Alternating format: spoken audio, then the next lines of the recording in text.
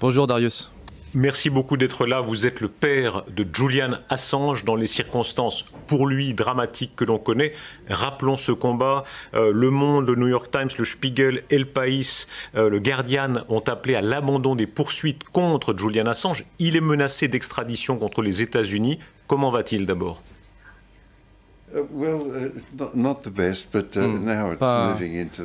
Pas génial, mais ça fait maintenant plusieurs années qu'il est arrêté. Il a d'abord été...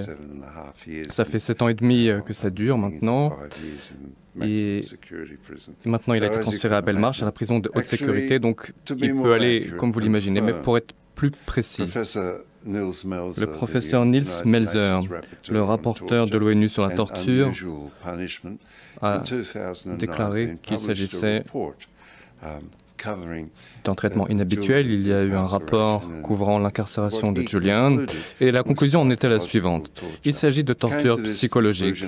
Cette conclusion a été tirée après lui avoir rendu visite à la prison de haute sécurité de Belmarsh avec 2 spécialistes, 2 docteurs qui l'ont examiné pendant 2 heures et tous les 3 ont conclu que Julian était victime de torture psychologique. Les images parlent. On voit à quel point il a changé physiquement. Oui, bien sûr, et c'est très choquant. Et je n'aime pas le regarder, si vous me le permettez, puisque c'est...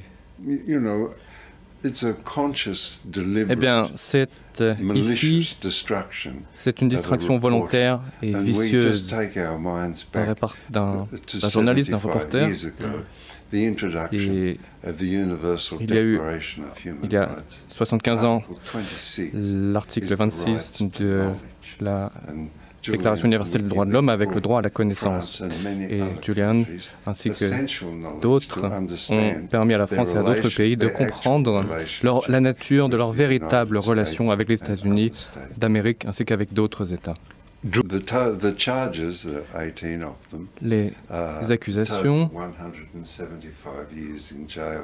selon ces accusations, il serait condamné à des centaines d'années de prison. Il serait jugé à Washington par une cour qui n'a jamais gracié quelqu'un. Jamais. 100% des cas, les gens sont condamnés.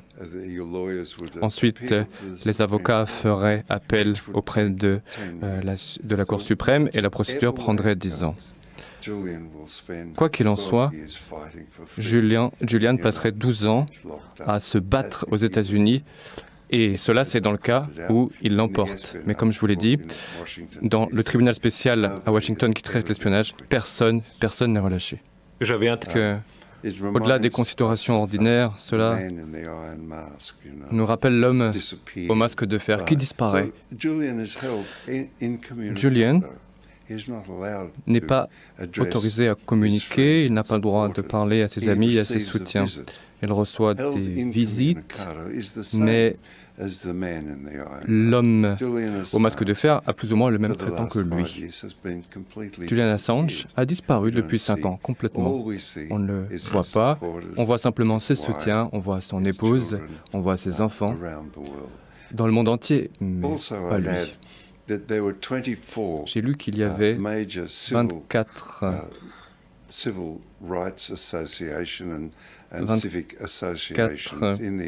associations qui traitent des droits fondamentaux aux États-Unis qui ont écrit avec les journaux que vous avez mentionnés, écrit au ministère de la Justice, au Department of Justice, pour demander que les poursuites contre lui cessent. Je pense qu'il faut être à la hauteur des instruments créés depuis 1945 et 1948. Nous célébrons cette année les 75 ans de la Déclaration universelle des droits de l'homme. Les auteurs en sont la France, tout d'abord, le Royaume-Uni et les autres démocraties libérales. Ces droits ont été abandonnés la Convention d'asile 1956, ratifiée par l'Assemblée générale des Nations unies, par exemple. Mais Julian, tiré hors de l'ambassade par 6 agents de police contre ou en violation de l'asile qui lui avait été accordé par l'Équateur, ainsi qu'un procès juste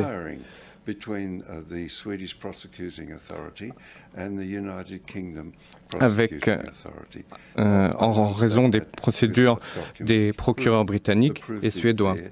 La preuve de ce complot est là, en public. La France a souvent montré une attitude d'indépendance à l'égard des Américains, sous De Gaulle, sous Chirac, de diverses manières. Et encore aujourd'hui, est-ce que vous espérez que la France marque une différence, qu'elle accorde l'asile à Julian Assange?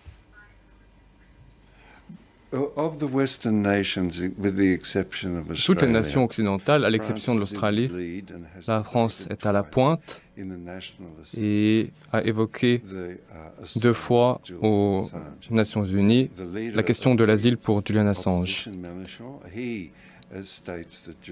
Quant à l'opposition a déclaré que M. Mélenchon a déclaré qu'il devait recevoir l'asile en France, ainsi que Mme Le Pen, me semble-t-il, qui a déclaré que Julian Assange devait bénéficier de l'asile français.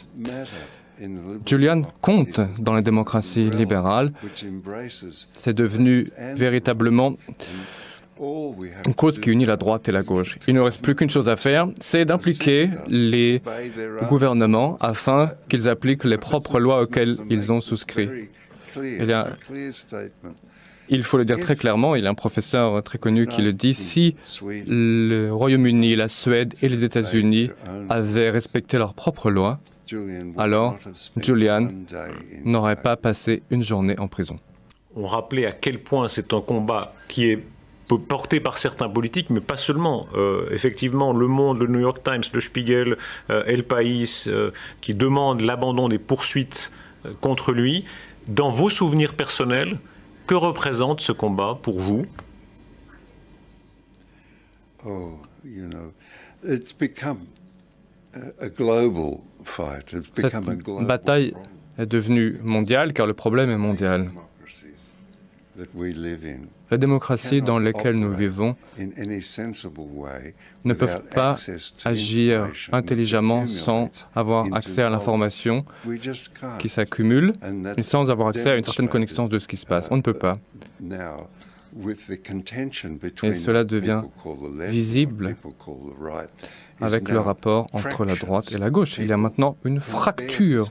Les gens ne sont plus en mesure de se parler et ils ne peuvent plus résoudre les problèmes de leur pays. Cela me semble être une conséquence de la répression de l'information. Nous faisons confiance au gouvernement, mais nous devrions faire confiance aux gens, au peuple. L'accumulation de connaissances, d'informations, permet à la démocratie de fonctionner.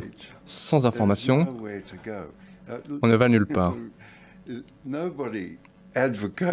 Personne ne défend l'ignorance comme étant un moyen de gouvernement. Non, c'est l'information, la connaissance qui sont des piliers de gouvernement ainsi que de gouvernance ainsi que l'accès aux informations.